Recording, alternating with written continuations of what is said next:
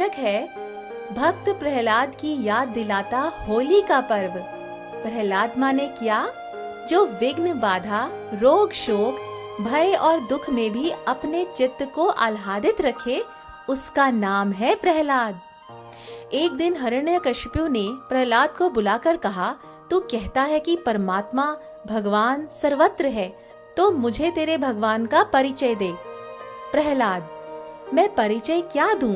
मेरा परमेश्वर सर्वत्र है। सारे प्राणियों का पोषक वो परमात्मा ही है।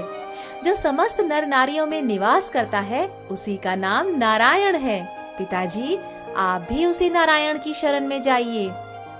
छोटा मुंह और बड़ी बात, कहाँ है तेरा नारायण?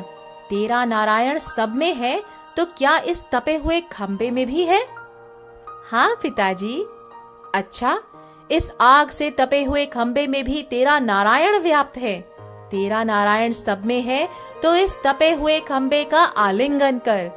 अगर वो इसमें है, तो तेरी रक्षा करे। प्रहलाद ने पूर्व जन्म में तपस्या की हुई थी और गर्भावस्था में नारद जी का सत्संग सुना हुआ था। भगवान के प्रति उसकी निष्ठा थी। प्रहलाद ने जैसे ही खंबे का दृढ़ विश्वास से आलिंगन किया, खंबा टूट गया और भगवान नरसिंह अवतरित हो गए। नरसिंह अर्थात आधा रूप मानव का और आधा सिंह का।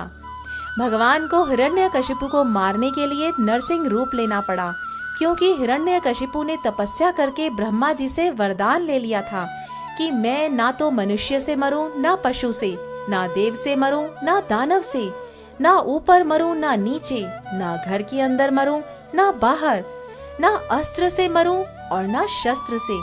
भगवान नरसिंह ने हिरण्यकशिपु से कहा, तेरे सारे वरदान सुरक्षित होते हुए भी तेरी मृत्यु अवश्यम भावी है। अब मैं तुझे स्वधाम भेजता हूँ। भगवान ने संध्या के समय भक्तराज प्रहलाद को सताने वाले हिरण्यकशिपु को द्वार की चौखट पर अपनी गोद में बिठाया और अपने तीक्ष्ण नखों से उसका वध कर दिया। फिर भी भगवान का क्रोध शांत न हुआ। कुपित नृसिंह भगवान को शांत करने के लिए देवताओं ने उनकी स्तुति की, किंतु देवताओं की स्तुति से भी आवेशावतार नरसिंह भगवान संतुष्ट नहीं हुए। तब देवताओं ने युक्ति लड़ाई और प्रहलाद को आगे कर दिया। अपने प्यारे भक्त को देखकर भगवान का आवेश शांत हो गया। उन्होंने प्रहलाद को अपनी गोद में लिया और बहुत स्नेह किया। जीव ईश्वर को चाहता है, तो ईश्वर भी जीव को चाहता है। तो देखा बच्चों, इस कहानी से हमें ये शिक्षा मिलती है कि कैसी भी विकट परिस्थिति हो, फिर भी प्रहलाद की तरह भगवान और गुरु के प्रति अपनी श्रद्धा और विश्वास को अडिग बनाए रखना चाहिए। साखियां। होली अगर हो खेलनी, तो संत सम्मत खेलिए। संतान शुभ ऋषि मुनिन की, मत संत आज्ञा पे लिए।